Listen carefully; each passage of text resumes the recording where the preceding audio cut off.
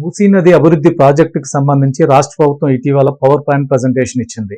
వాళ్ళు ఒక ప్రణాళిక విడుదల చేశారు. ఈ ప్రణాళిక విడుదల చేసిన దాని మీద కేటీఆర్ ఒక ప్రెస్ మీట్ పెట్టి ఆయన ఒక కౌంటర్ గా పవర్ పాయింట్ ప్రజెంటేషన్ చేశారు. ఈ కౌంటర్ పవర్ పాయింట్ ప్రజెంటేషన్ లో అతను చెప్తుంది, రేవంత్ రెడ్డి ప్లాన్ అంతా కూడా విధ్వంసం, మాదంతా కూడా గొప్ప విజన్. కేసీఆర్ గారు మానవతావాదంతో వ్యవహరించారు, వీళ్ళేమో వేలాది మంది పేదలు ఇల్లు తీసేయబోతున్నారు. ఇంకా మాకు వాళ్ళకున్న తేడా ఇది. రెండోది, మేము 16,000 కోట్లతోటి అభివృద్ధి చేయాలనుకున్నాం, వాళ్ళు 1,50,000 కోట్లతో చేయాలని చెప్పి ప్లాన్ చేస్తున్నారు. ఇదంతా కూడా లూటింగ్, ఇదంతా దోపిడీ అని రెండో వైపు చెప్పారు. అందుకని నిజం వాస్తవాలు ఏమిటి? నిజంగా కేటీఆర్ గారు చెప్తున్నట్టుగా పేదల ఇల్లు తీసేయకుండా కేటీఆర్ గారు ప్లాన్ చేశారా అంటే, మేము ప్లాన్ లో మాత్రం పేదల ఇల్లు తీసేసే ప్లాన్ వచ్చినప్పటికీ కూడా కేసీఆర్ గారు అంగీకరించలేదు. మనం పేద ఇల్లు తొలగించకుండానే అభివృద్ధి చేయాలని చెప్పి కేసీఆర్ గారు చెప్పారు.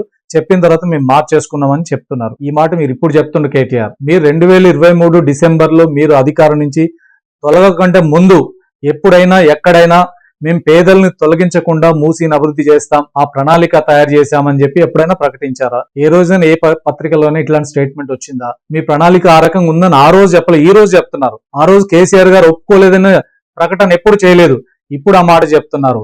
ఇదంతా ప్రజల్ని మభ్యపెట్టడానికి చెప్తున్నటువంటి మాటలు తప్ప వాస్తవంగా ఆ రోజు మీ ప్లాన్ లో కూడా 8,600 ఇళ్లను తొలగించాలని, వాళ్ళందరికీ సిటీకి 30 కిలోమీటర్ల దూరంలో ఉన్న డబుల్ బెడ్రూమ్ ఇళ్లలోకి పంపించాలని చెప్పి ప్లాన్ చేశారు. అదే ప్లాన్ అమలు చేయాలని చూశారు. అంతే తప్ప ఈ రోజు కాంగ్రెస్ పార్టీ 10,000 ఇళ్లు తీసేయాలనుకుంటే మీరు అదే పని చేయాలనుకున్నారు. రెండో, మేము 16,000 కోట్లతో బ్రహ్మాండమైన ప్రణాళిక తయారు చేశాం అని ఇప్పుడు చెప్తున్నారు.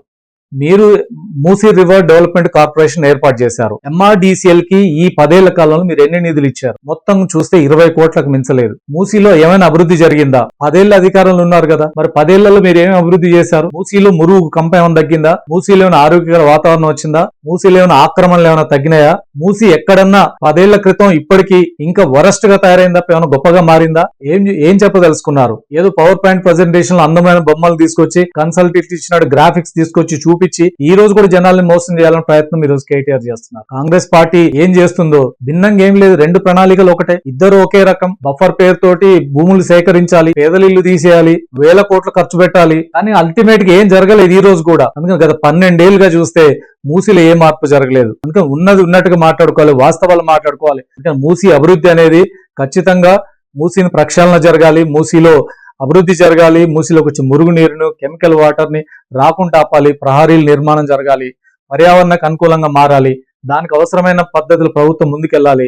బఫర్ పేరుతో పేదల ఇల్లు తీసేయకుండా ఎంత వేగంగా అభివృద్ధి చేస్తే అంత వేగంగా జరగాలని ప్రజలు కోరుకుంటున్నారు. ఆ రకమైన పద్ధతులు ప్రభుత్వం ముందుకు వెళ్లాల్సిన అవసరం ఉంది.